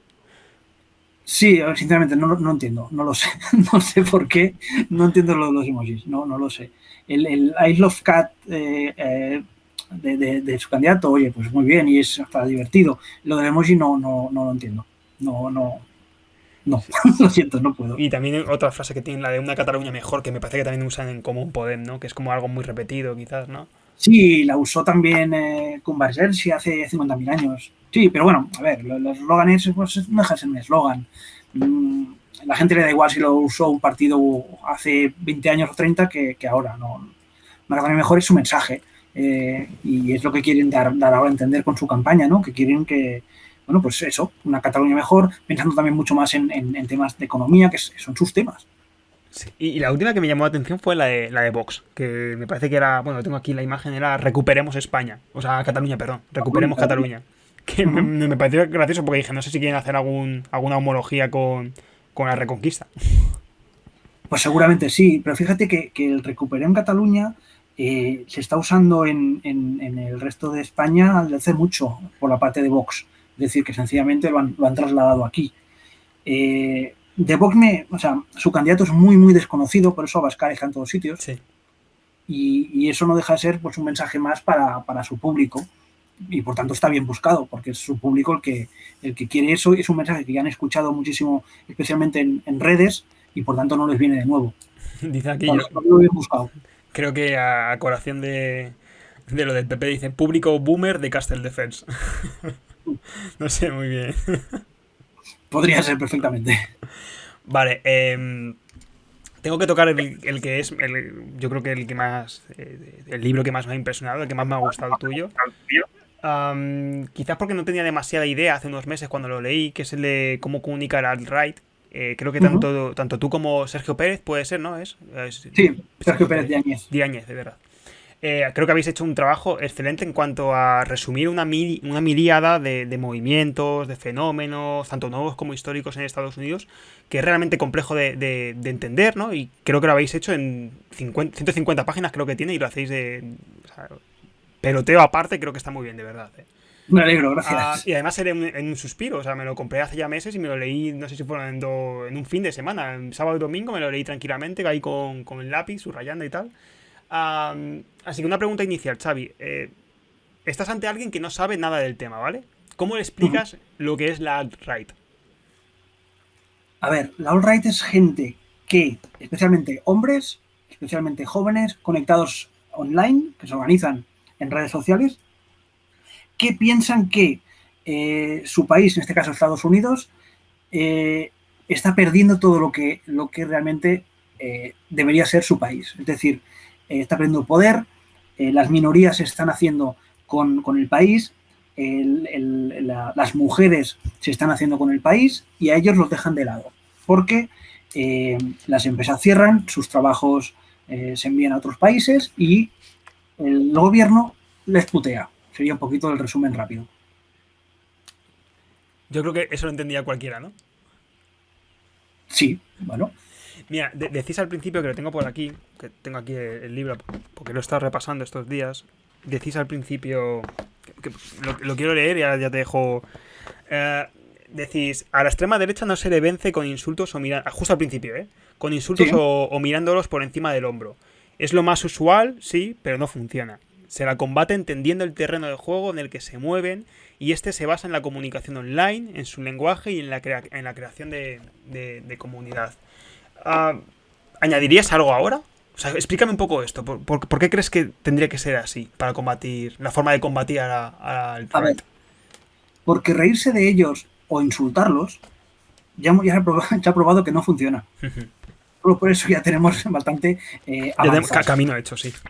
Sí, mucho. Es decir, llamar a sus votantes deplorables sí. de Clinton no funciona, al contrario, se cabrean mucho más porque están en comunidades y se sienten victimizados y eso les aumenta el ego y aumenta su activismo. O sea, no funciona así. A ver, ellos viven en un antagonismo constante, siempre hay un enemigo y el enemigo es siempre el gobierno, pero pueden ser las mujeres, puede ser George Soros, puede ser Bill Gates, porque el tema de los antivacunas es exactamente lo mismo y de hecho en Estados Unidos la comunidad es esta, la de alt-right. Las élites, la clase política, todos me engañan, todos me putean, esto es un complot, ¿vale? Primero, siempre hay un enemigo, nunca es culpa nuestra. Trump, y eso lo tiene el populismo, no solo el alt-right, Trump nunca tiene la culpa de nada, siempre es culpa de otro. El otro. El virus chino, o sea, lo que os queráis imaginar, siempre hay un culpable. Y esto lo hace todo el populismo de derechas y de izquierdas. ¿Qué más tienen potente en el populismo de derechas? El patriotismo. Ellos son el pueblo. Y por tanto, ellos lo que hacen es defender al pueblo. Ellos son el pueblo. Los políticos no. El resto de partidos no. Ellos son el pueblo real. También el lenguaje. Nunca veréis, o sea, difícilmente veréis un mensaje sin que tenga un adjetivo detrás. Pues Hillary, la Hillary corrupta, el partido de Davos, en vez de decir el partido republicano, siempre con un adjetivo que ya te está generando un mensaje con ese lenguaje, ¿no? Y es mucho más, es decir, cuando tú hablas de algo, ya sabes perfectamente de qué lo estás insultando. ¿no? La incorrección política, humillación constante al adversario, un lenguaje fortísimo. Y si protestas, dicen que o es humor o es libertad de expresión. Es decir, a lo mejor sí luego reculan un poquito, pero oye, están atacando la libertad de expresión, pero ya lo han dicho, ya te han jodido, ¿vale? Y punto importante, la comunidad. Se sienten miembros de una comunidad, porque tienen sus... bueno, todos hablan el mismo lenguaje, tienen sus bromas, tienen sus... Por ejemplo, la rana Pepe Ahora... es el gran símbolo por antonomasia del alt-right y Trump lo usó en 2 ocasiones, solo 2. Pero ya es un guiño clarísimo a los Proud Boys, ¿no? Al alt-right. Pues son bromas que solo ellos entienden, pero al vivir en comunidades en redes, claro, todos sus contenidos tienen que ver con lo que ellos creen, les dan la razón, que esto sucede en todos sitios, ¿eh? Pero en la alt-right es mayor porque las locuras a veces son surrealistas, pero claro, ellas se las creen y las comparten. También los contenidos son mucho mejores, sinceramente, que el resto de partidos en Estados Unidos. Son más divertidos, son más innovadores, muchos memes, muchas infografías, o sea, vídeos. YouTube está plagado de vídeos que les dan la razón. Cuando alguien de la extrema derecha os dice, o a un antivacunas, no me hagas caso a mí, míralo en YouTube. Coño, saben perfectamente lo que están diciendo, porque en YouTube hay un montón de vídeos. Y te pasan un enlace con un vídeo de un señor en no sé dónde hablando durante 1 hora y media explicándote los secretos del mundo. Exacto, que tiene 5 millones de visualizaciones. Y claro, solo por eso ya dicen que no les hagas caso a ellos, que te informes. Claro, informarte es dónde te informas, ¿no? Y obviamente, y ahí la cagó mucho Google, ha convertido YouTube, al igual que Telegram. Telegram es otra de las grandes redes de la alt-right. Son redes donde todos sus contenidos están ahí. Twitter, antes de Trump, ya empezó a boicotear a la alt-right y se fueron a Gap, que es una especie de Twitter, sí. Y luego se fueron al último que también eliminaron hace poco. Hoy no recuerdo el nombre ahora. Parler, sí. Lo eliminaron, pero estaban allí sus comunidades. Y imagínate, si tú estás en burbujas, súper burbujas, es mucho más fácil colarte fake news, colarte noticias que sean surrealistas. Sí, porque además pues, tú ya estás con la predisposición, ¿no?, a creértelas, digamos. Si estás ahí... Sí, que todos lo estamos. Cuando estamos politizados, todos tenemos nuestras burbujas. De hecho, el 84% de tus amigos tienen tus creencias, Daniel. O sea, según las estadísticas. Sí. Por tanto, es probable que muchos voten como tú, ¿no? Pero yo hablo de burbujas mucho más bestias, de que nadie sale de allí. Y cuando nadie sale de allí, todos los contenidos que se van reverberando, como si fuera en eco, pues te convierten en un talibán. Y además, lo jodido es cómo entra la gente allí, cómo entran los más jóvenes. Y entran a partir de contenidos simpáticos y de humor. Y eso es lo jodido. Mira, precisamente... Prometo que es lo último que leo, no voy a seguir haciendo spoiler, que la gente se lo compre y lo lea. Pero decís, comentáis, además os hacéis eco bueno, esto es precisamente lo que dice Lee Bateman, creo que es, ¿no? Bueno, sí, Lee Bateman, que lo tengo aquí subrayado mal. Dice, decís, los líderes de la derecha alternativa en Estados Unidos, dice, los líderes suelen ser jóvenes, mayoritariamente estudiantes universitarios que podrían ser brillantes, pero que de alguna forma se sienten excluidos. Por otro lado, aquellos que han alcanzado la treintena se ven arrastrados por un sentimiento de miedo al cambio, y es que sienten que el país está cambiando, lo que comentabas tú precisamente antes, o que se lo están robando, que lo están perdiendo. En cuanto a su ocupación, estos cabecillas suelen ser personas de empleos aburridos, ¿no? Algo que vendría a apuntalar su capacidad para entender el mundo de Internet. Y luego ya acabáis con una frase que además no es vuestra, sino que es de Wiley, que dice, son los que no consiguen acostarse con nadie. Entonces, sí, queríamos hacer un resumen rápido. Un poco chascarrillo, ¿no? Pero quizás tenemos una imagen demasiado distorsionada, ¿no?, al respecto de este movimiento. Creemos que son todos... Que son todas las imágenes que vemos, por ejemplo, que vimos en el asalto al Capitolio, ¿no? No, ojalá. Claro, ojalá, porque es muy sencillo. Como que a veces reducimos demasiado y creemos que son gente muy extravagante, disfrazados. Lo primero que decimos es que es un movimiento amorfo. Y amorfo significa que, a ver, sí, la mayoría son jóvenes, sí, la mayoría viven se organizan en comunidades, tienen mucho que ver el nativismo o el antifeminismo. Uh-huh. Y de hecho ponemos un montón de ejemplos de diferentes comunidades dentro de la alt-right. Y sí, esa es la mayoría de gente, pero hay de todo, obviamente. Y el tema que podría preocuparnos, si es que nos preocupa, no es esta gente joven, súper politizada que todo el mundo conoce con sus cabecillas, ¿no? Es la gente que está en las comunidades pero no dice nada y que pues es gente de familia, que es gente, o sea, que decir que no tiene esta característica.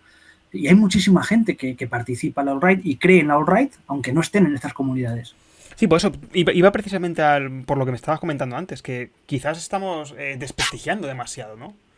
Quizás estamos llamando fascistas por encima de nuestras posibilidades y esto es precisamente contraproducente a razón de lo que comentaba antes, ¿no? Del pasaje anterior que he leído.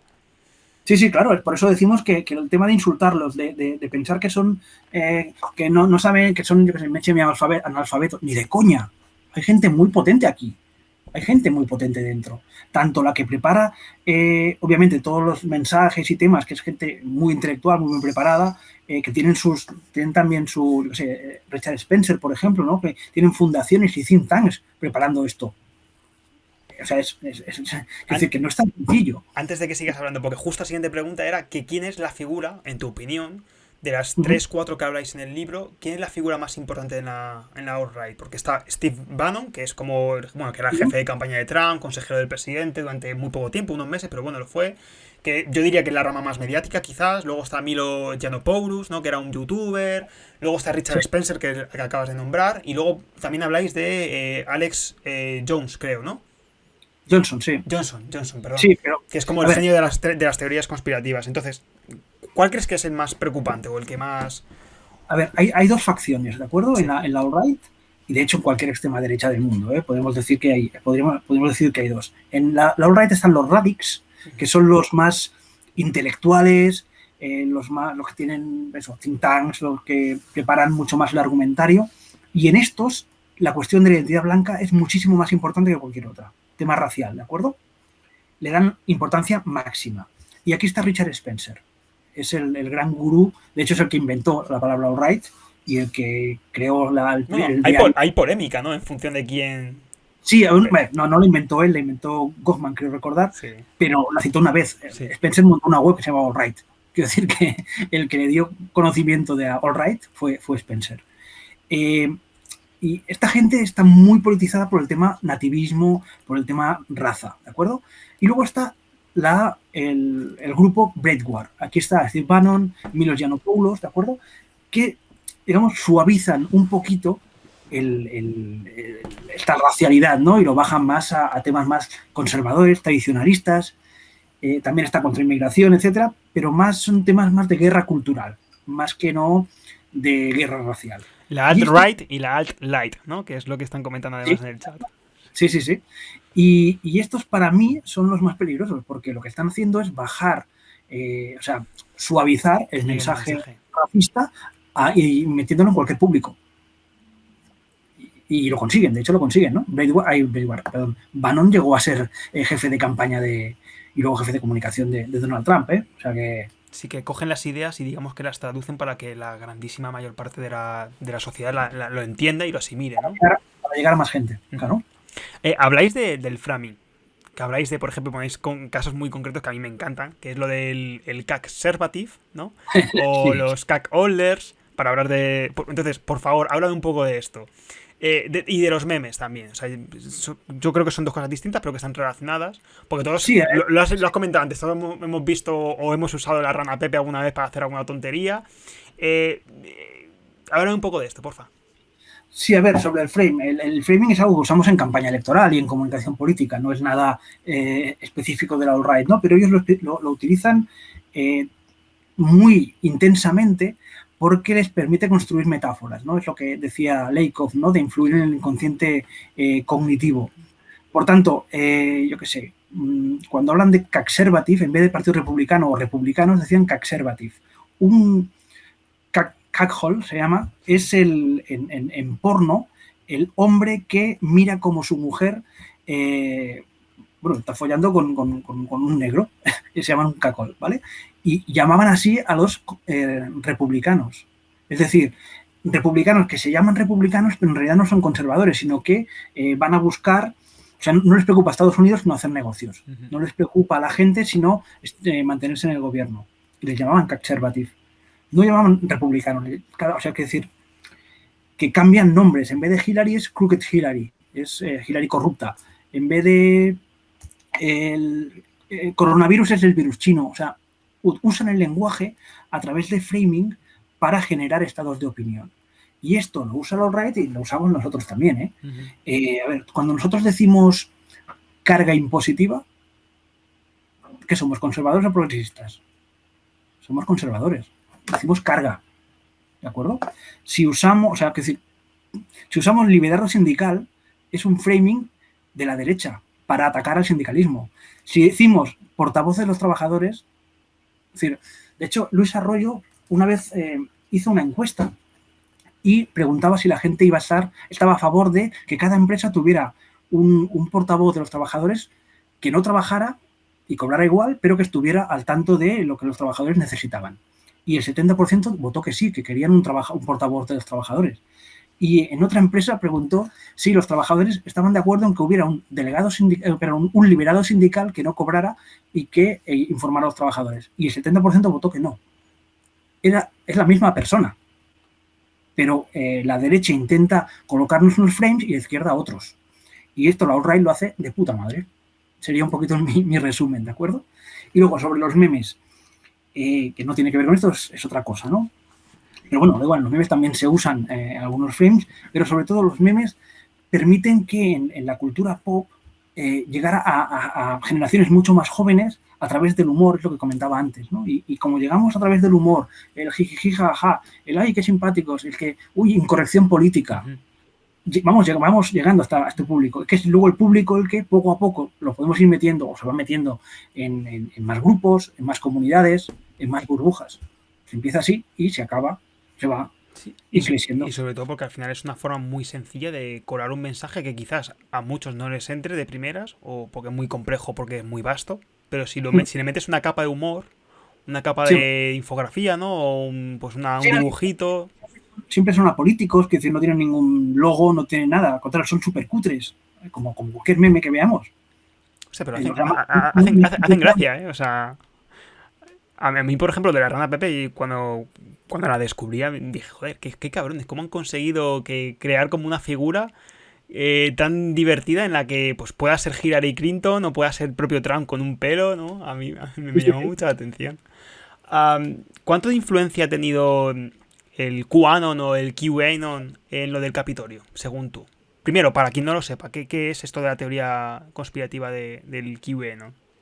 Tiene mucho que ver con lo que comentaba antes de la alt-right, ¿no? De que el gobierno va contra nosotros, que el establishment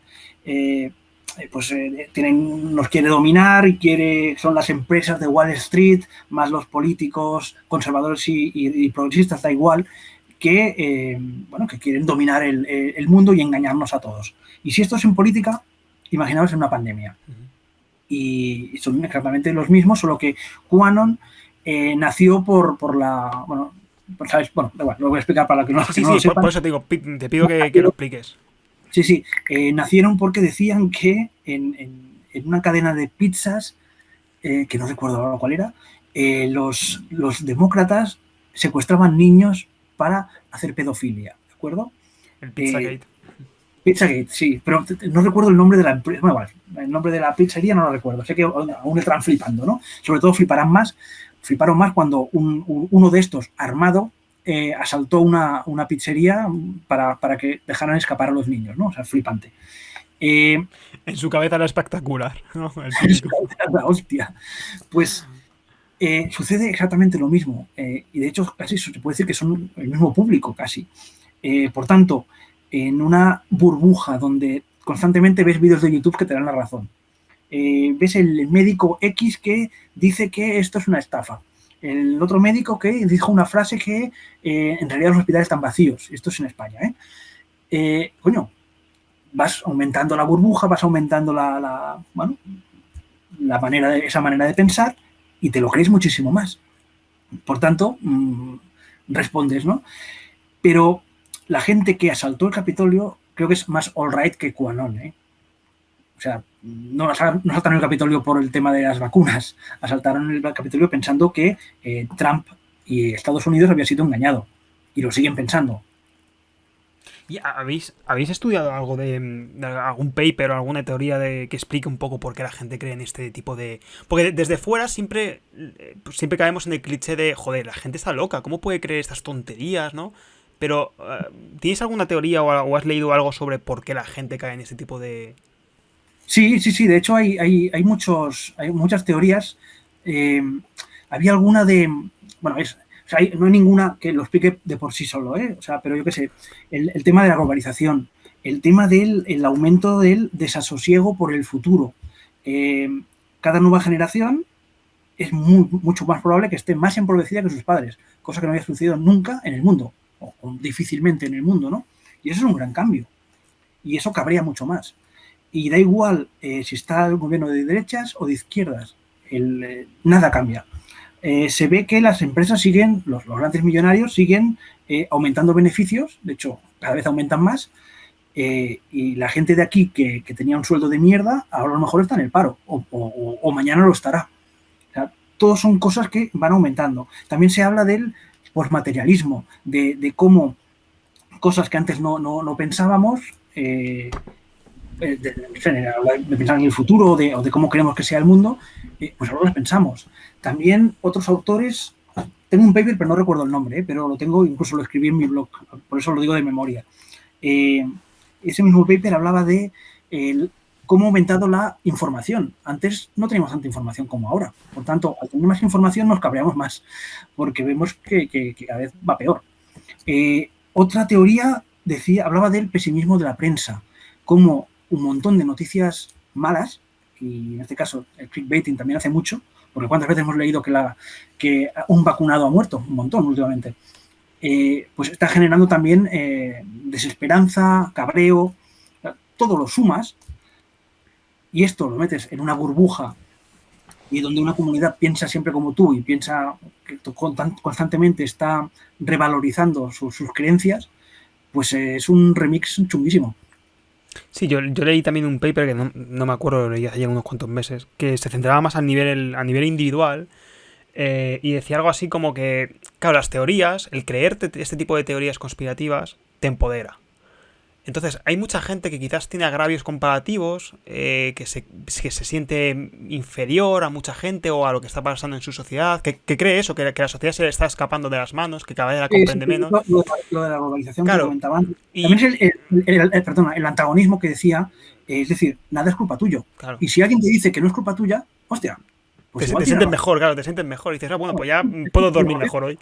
O de Bill Gates, o Sí, de sí. Soros, o de los dos, aunque no tengan nada que ver. Mira, por ejemplo, dicen aquí, un tema interesante, en mi opinión, es cómo la banda de Trump, Hawley, Cruz, del Partido Republicano han conseguido ser los representantes de este movimiento en la política institucional y cuál va a ser el futuro del Partido Republicano. Si va a tirar más por eso o por los Romneys de la vida, ¿no? Esto es interesante, si el trumpismo puede sobrevivir sin Trump, ¿no? ¿Qué Sí, opinas al respecto? una pregunta, bueno, es la pregunta. Claro, a partir de ahora sí, total. Yo creo que sí. Trumpismo va a mantenerse y mantenerse tiempo. El problema, a ver, yo explico escribí sobre esto en un artículo, por eso lo tengo reciente. Y yo explicaba una historia antigua, yo siempre explico historias no sé, me gusta explicar historias, ¿no? Y explico la historia de la campaña de 1824. En Estados Unidos, Andrew Jackson ganó esa campaña, esa selección, en voto popular y en voto electoral, pero no consiguió llegar a sumar, ¿no? Entonces fue el Congreso el que tenía que elegir, y tenía que elegir entre él, entre John Quincy Adams y entre Henry Clay. Henry Clay, que había quedado tercero, era también el presidente del Congreso. Pues llegaron las elecciones, la votación en el Congreso, y casualmente Andrew Jackson, que había machacado en las elecciones, no ganó. Y John Quincy Adams fue presidente. ¿Quién fue vicepresidente? Henry Clay. Qué casualidad. Durante 4 años, Andrew Jackson se cabreó, imaginaos lo que se cabreó Andrew Jackson, y además que decían que estaba como una Sí, campana. me ha entrado unos sudores fríos hasta a mí y no soy Andrew Jackson. Pues Andrew Jackson se cabreó, es un ex soldado, una campaña brutalísima, o sea, brutal, quiere decir que es el inicio de las campañas negativas, pero bueno, es otra historia que no explicaré, ¿no? Le llamaron The Corrupt Brigade, ¿no? Y fue tan bestia y tan sonado que se escindió el partido. Uh-huh. Y el partido se fundó uno nuevo, que lo fundó Jackson, y a que no sabéis qué partido fue, el Partido Demócrata. Se fundó a partir de aquí, ¿de acuerdo? Yo no, o sea, durante 4 años estuvo Andrew Jackson machacando con este tema, que me habían corruptos, que me han vendido, que es una estafa, os suena, ¿no? Y estuvo 4 años, y durante 4 años ese fue el tema de cualquier conversación política. 4 años después, en la elección de 1828, Andrew Jackson machacó y ganó de calle al resto. Fue la primera presidencia del Partido Demócrata que se acaba de crear 4 años antes, ¿de acuerdo? Yo no creo que suceda ahora mismo lo mismo en el Partido Republicano, pero que sepamos que hay antecedentes. Hay paralelismos, ¿no? Sí, sí, sí. A ver, el Partido Republicano tiene que decidir si se arriesga a...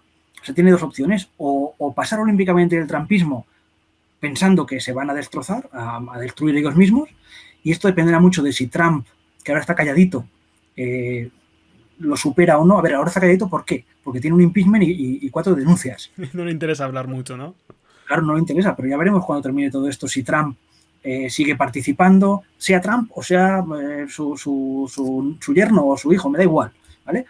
Entonces el Partido Republicano tiene que decir si, digamos, los pisa esperando que se destruyan ellos mismos o si tiende puentes radicalizando un poquito más su mensaje o no, y es la gran decisión. Pero el tema de Romney y tal, a ver, esta gente está muerta políticamente. Quiero Claro, decir que sí. se lo puede permitir, ¿no?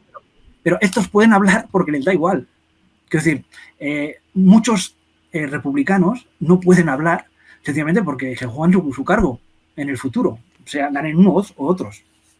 Sí, además, pasó hace poco sí, un ejemplo, ¿no? Que no me acuerdo, un republicano del norte de Estados Unidos, de un estado del norte, habló precisamente mal de Trump y sus índices de aprobación cayeron fulminantemente. Y claro, ese hombre difícilmente podrá presentarse a la reelección.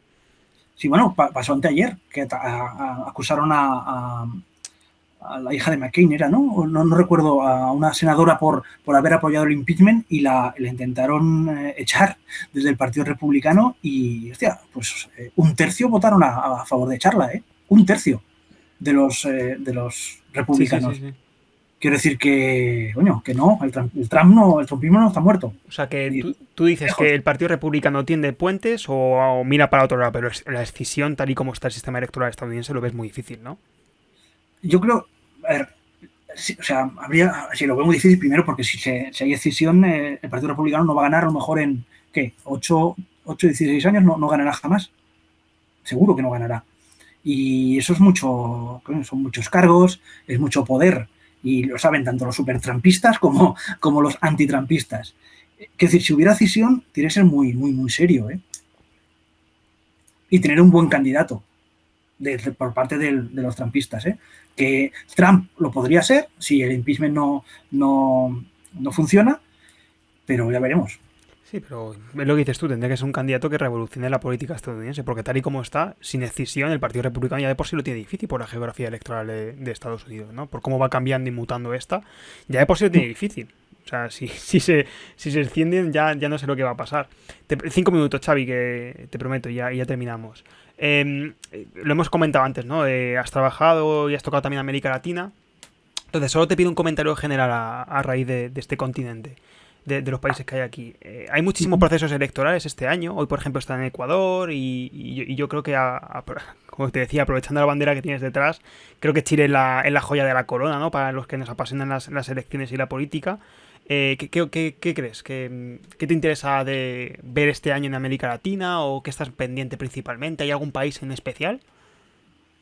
No, hombre, yo creo que lo interesante es ver cómo, por curiosidad, personal, Sí, te pregunto como, pues eso, como Xavi, ¿no? Sí, es ver si lo que se veía desterrado de Latinoamérica, que era la nueva izquierda, Sí. vuelve del todo o no vuelve del todo.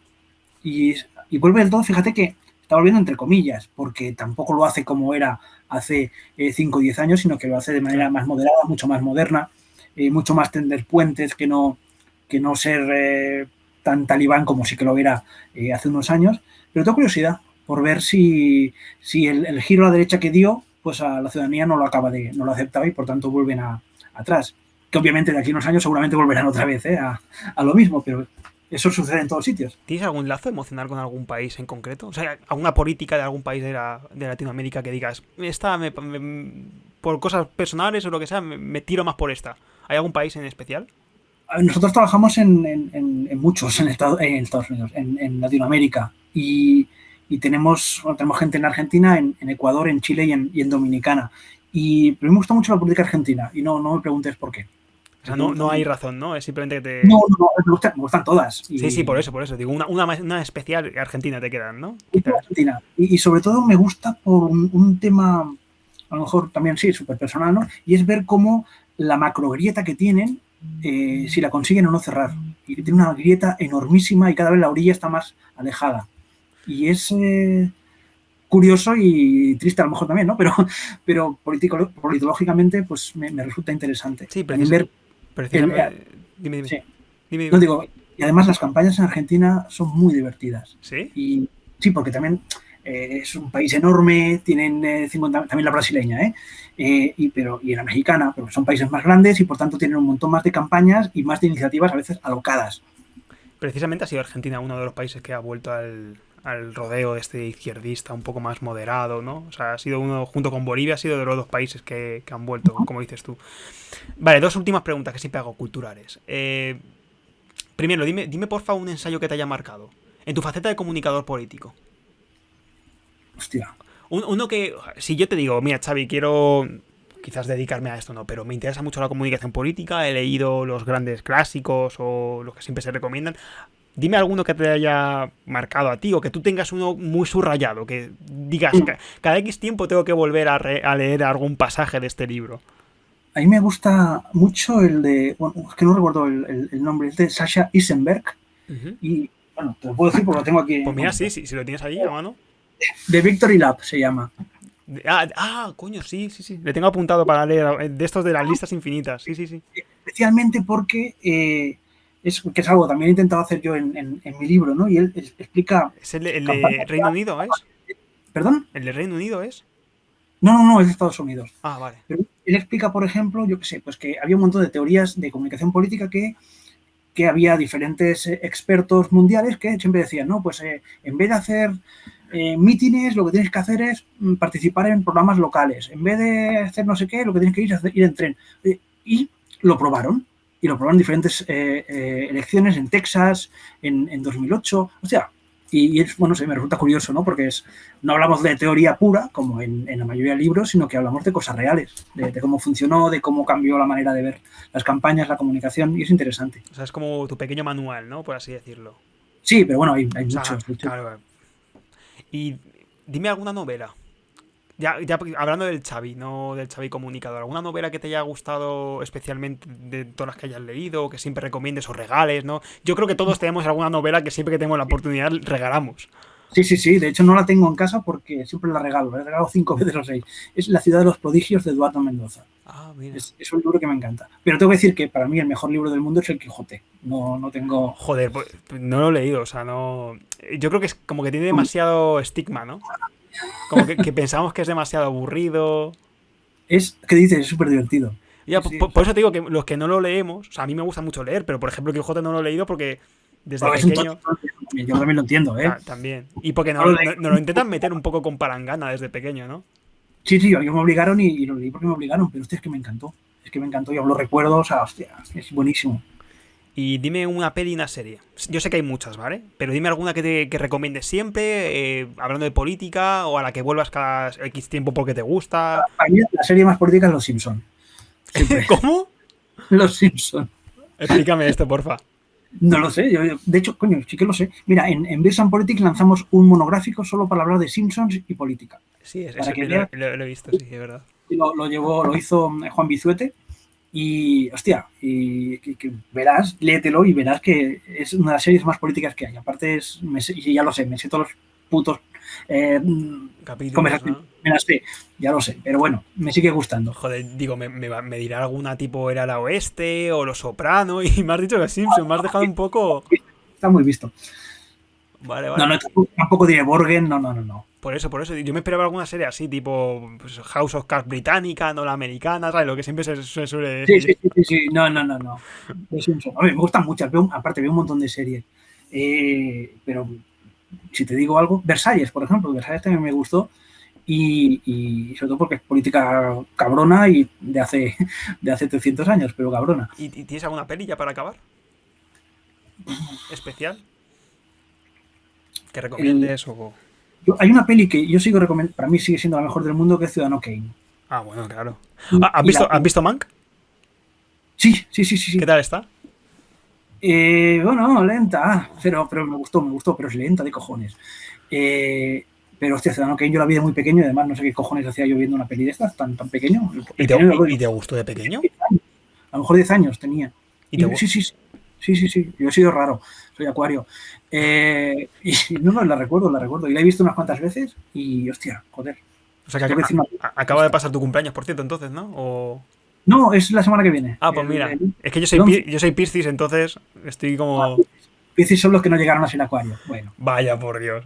Has acabado el streaming de la peor manera, Xavi. Lo siento. sí, Vale, pues nada, hasta aquí. Hemos estado casi 2 horas hablando. O sea que no sé bueno, si se te ha hecho corto o largo. no, bien, bien, cuando quieras. Ahora sí que tengo que ir corriendo, que las niñas tienen que cenar, pobres. Pues ya está, te dejo que... Nada, lo que estáis aquí aún, que hemos ido más de 50, incluso 60 y pico una vez, así que muchísimas gracias por estar aquí.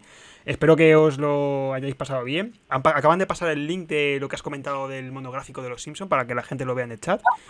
Genial, gracias. Y nada, que pues muchísimas gracias. Nos vemos la semana que viene o cuando se pueda, ¿vale? Así que nada, Muy bien. un Un abrazo abrazo. y